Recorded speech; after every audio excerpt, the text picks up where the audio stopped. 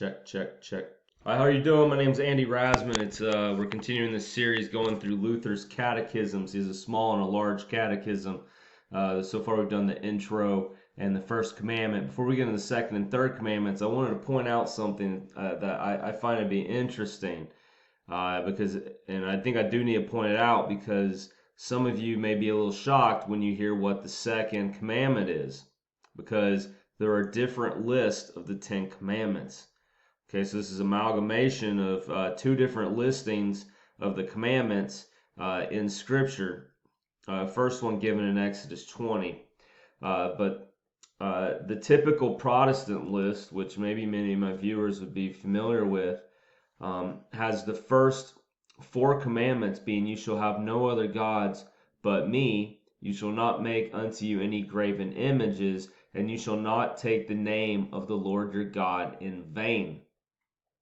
And then 4, you shall remember the Sabbath and keep it holy. So that's the first 4. These are the commandments to deal with the relationship between man and God, before moving into 5 to 10, dealing with the horizontal relationship with your neighbor.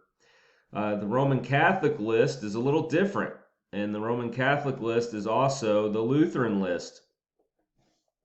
Luther did not throw out everything of the Roman Catholic Church. If something was good and holy, he kept it, or if it was something that was inconsequential to the central message of salvation by grace through faith, he kept it. So for Roman Catholics and the Lutherans, you'll see the first 3. I, the Lord, am your God. You shall not have other gods besides me. You shall not take the name of the Lord your God in vain.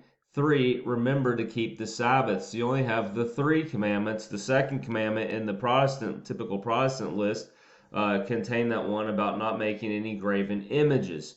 All right, so if you make a graven image, well, that's having another god. And you'll see the difference between these two. Look down here. This was that typical Protestant list. 10, you shall not covet anything that belongs to your neighbor, but the Roman Catholic list has 9. You shall not covet your neighbor's wife, and then 10, you shall not covet your neighbor's goods. I mean, that could be very, I don't know, why divide it that way? It's a way of counting here. Maybe because coveting your neighbor's wife usually leads to all sorts of sins. We can see that being a pretty prevalent sin in the world.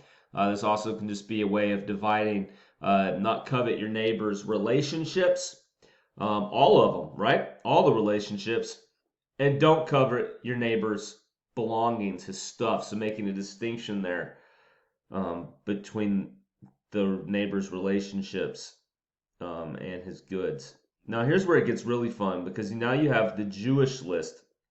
And the Jewish list starts with this one. I am the Lord thy God, who brought thee out of the land of Egypt, out of the house of bondage. Is that a commandment at all? No, it is not. The Jews do not refer to these as the 10 commandments. The Jews refer to these as the Decalogue, the 10 words. And what is the first word? The first word is pure gospel. I am the Lord, your God. I brought you out of the land of Egypt, out of the house of bondage or slavery. And so this is pure gospel. Did they do anything to warrant or earn or favor this salvation from the Lord, saving them from this house of slavery? No, they did not. Just as Adam and Eve did nothing in order to receive physical life. They didn't even exist. They just received physical life from the love of God. Abraham, when he is first called to be that father of many nations, to be the one through whom many will be blessed, that this Messiah shall come, that was promised first to Eve. Was he doing anything to earn this position? No. Elsewhere in Scripture, it actually says he was worshiping idols at this time. He wasn't even a believer of the one true God at this time when he was called. He did not do anything to earn this. God comes in, calls us, saves us. That's gospel, apart from our works, in response to his goodness and graciousness. Therefore, thou shalt have no other gods before me. Thou shalt not take the name of the Lord thy God in vain. Remember the Sabbath day. Keep it holy. The list can go on and on and on at this point.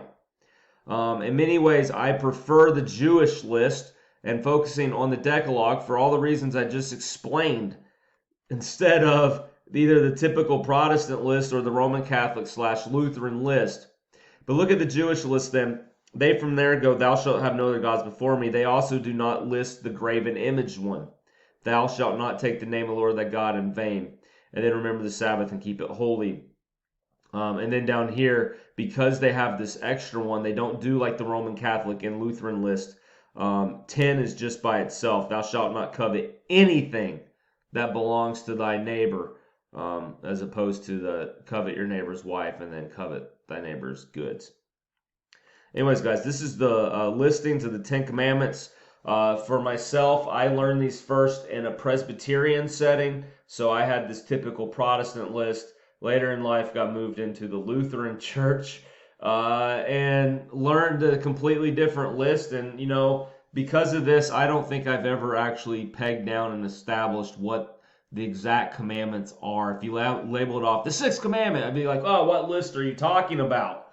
Maybe because, like I said, that's my experience.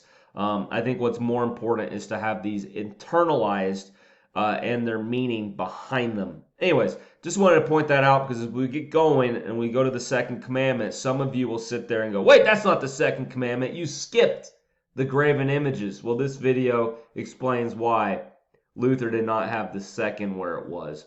And you can see the Jewish list doesn't have it either. And this one definitely, this ordering of the 10 words predates this typical Protestant list, predates this Roman Catholic and Lutheran list. And if I understand things correctly, this was the ordering and set even in Jesus' day. All right. God's peace with everyone.